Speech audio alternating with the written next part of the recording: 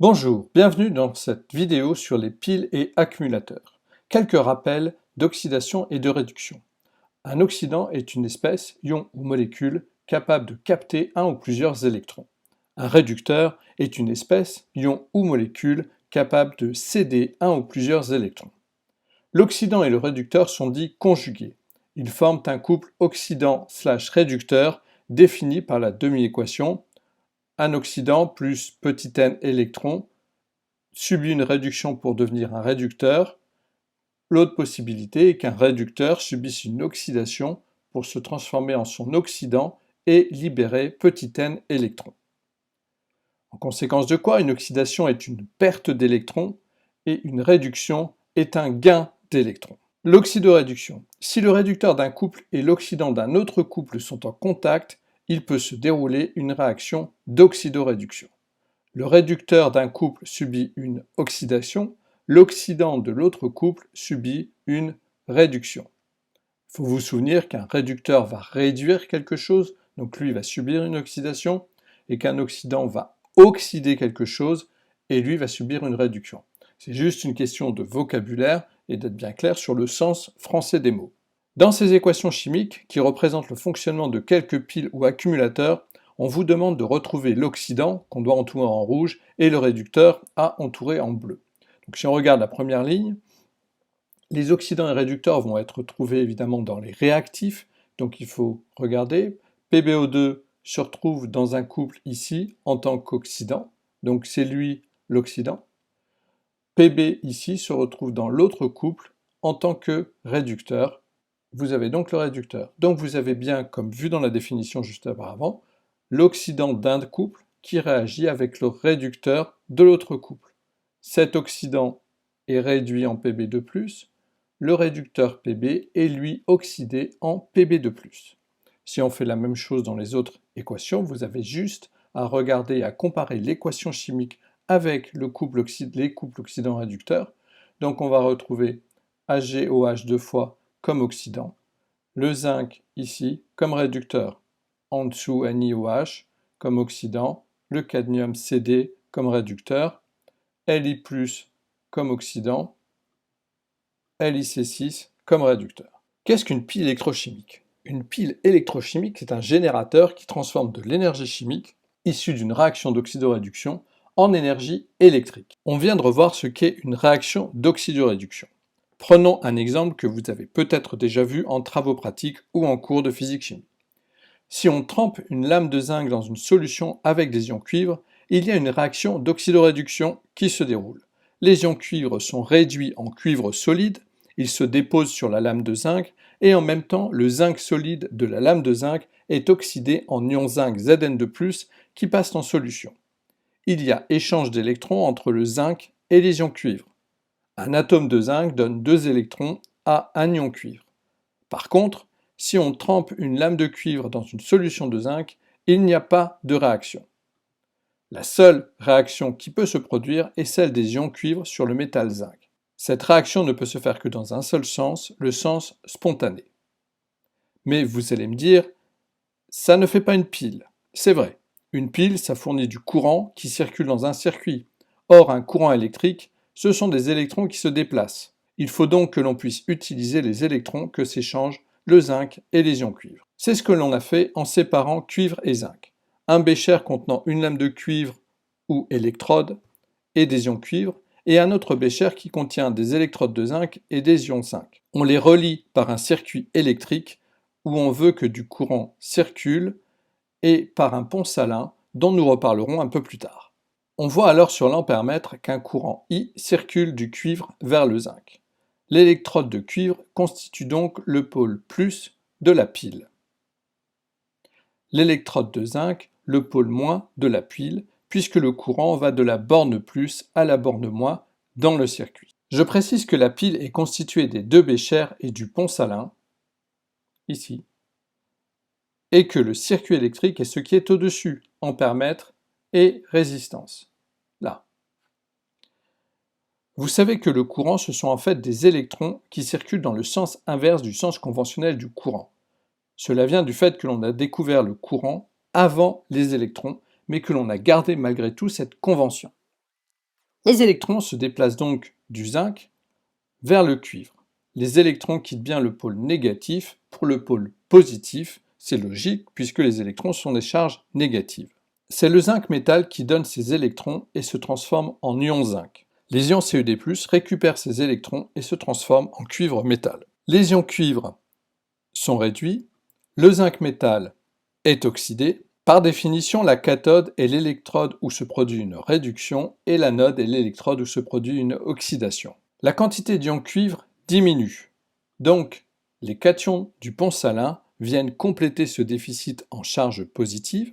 De l'autre côté, la quantité d'ion zinc a tendance à augmenter. Donc, les anions du pont salin viennent compenser cette augmentation de charge positive. Le pont salin sert ainsi à compléter le circuit des charges. Les électrons sont les charges qui circulent dans le fil électrique et les ions sont les charges qui circulent dans les solutions chargées en ions que l'on appelle électrolytes. Au final, l'équation de fonctionnement est la suivante. Cu2 plus Zn donne Cu plus Zn2+. Il s'agit bien de la même équation que nous avons vue auparavant. C'est une équation d'oxydoréduction qui se déroule dans le sens spontané. Pour récapituler, une demi-pile est le siège d'une oxydation. L'autre demi-pile est le siège d'une réduction. La pile dans sa totalité est le siège d'une réaction d'oxydoréduction. La cathode est l'électrode où se déroule une réduction, l'anode est l'électrode où se déroule une oxydation. Un électrolyte est une substance conductrice, ça peut être un liquide, un gel ou parfois un solide, car elle contient des ions mobiles. Cependant, aucun électron libre ne circule dans un électrolyte. Seuls les ions sont les porteurs de la charge électrique. Un électrolyte bloque le passage des électrons. Les électrons sont alors contraints de passer par les fils conducteurs. Si vous retenez bien ces définitions, vous aurez déjà un bon aspect et des choses importantes qu'il faut retenir pour une pile. On récapitule sur un schéma un peu plus général. Donc, vous avez deux demi-piles avec des ions et des solides qui servent d'électrodes, donc solides métalliques. Le courant électrique passe dans un sens. Une fois que vous avez le sens du courant électrique, vous pouvez en déduire le sens des électrons. Ici, ça va être positif puisque les électrons arrivent, donc l'autre borne va être la borne négative. Vous savez que comme les électrons arrivent, ils vont être captés, donc il s'agira d'une réaction de réduction. Et de l'autre côté, les électrons s'en vont, il s'agit d'une réaction d'oxydation. Vous en déduisez aussi que vous avez la cathode là où se déroule la réduction et l'anode là où se déroule l'oxydation. Parlons un peu des caractéristiques d'une pile. La tension mesurée aux bornes d'un générateur dépend de la FEME, la force électromotrice, qu'on appelle aussi tension à vide. C'est la tension qu'on mesure quand la pile n'est pas reliée à un circuit électrique. Donc, cette tension sera égale à la force électromotrice moins petit r fois I. Petit r est la résistance interne de la pile, elle augmente quand la pile s'use, et petit i l'intensité du courant que l'on fait circuler dans le circuit. Pour mesurer la FEM, on utilise un voltmètre directement aux bornes de la pile. Si la borne COM est reliée à la borne moins de la pile, on mesure une valeur positive. Ça vous permet de trouver quelle est la borne négative, la borne positive, donc de trouver le sens du courant, ce qu'on a vu auparavant. Troisièmement, quelle est la quantité d'électricité disponible? La quantité d'électricité totale fournie par une pile ou un accumulateur est égale à la charge de tous les électrons transférés.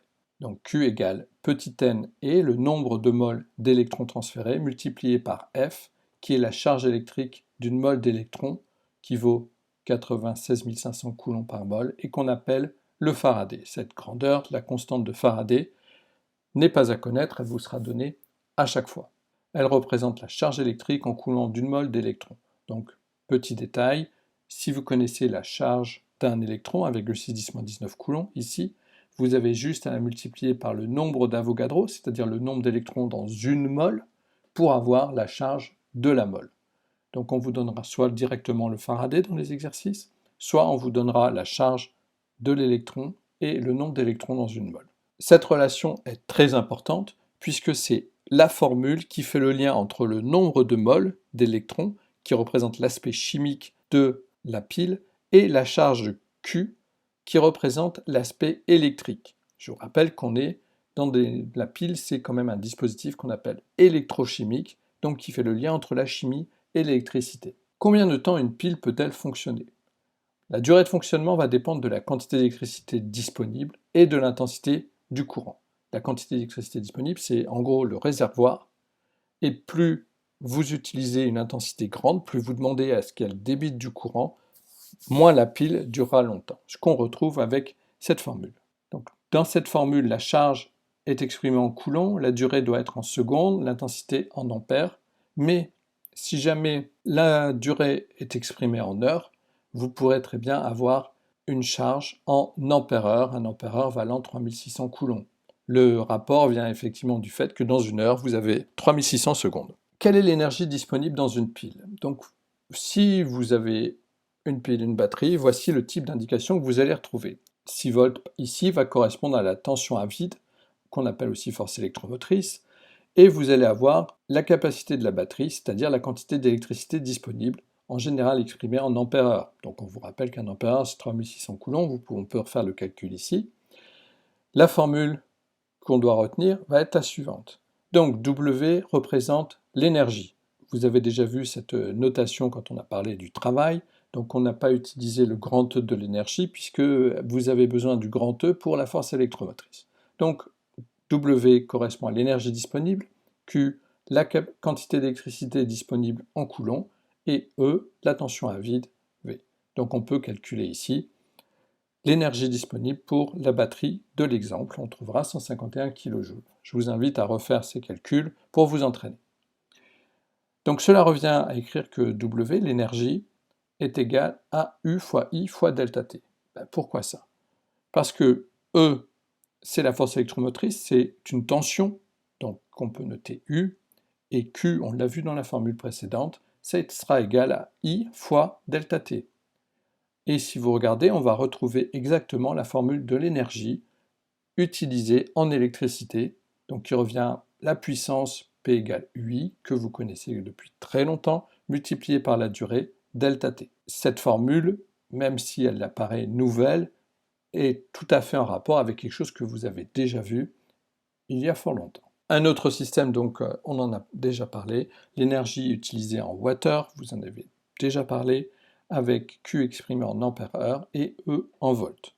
Pour les accumulateurs, dans une pile, le processus est à sens unique, c'est-à-dire irréversible.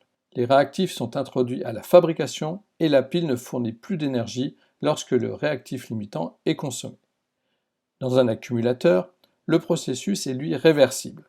Quand le réactif limitant est épuisé, que votre batterie est à plat, on reconstitue le stock de réactifs en apportant de l'énergie électrique à l'accumulateur. Si l'accumulateur fonctionne en mode pile, l'équation de la réaction d'oxydoréduction de fonctionnement est le sens spontané. Si l'accumulateur est en charge, un générateur force les électrons dans le sens opposé à leur parcours normal.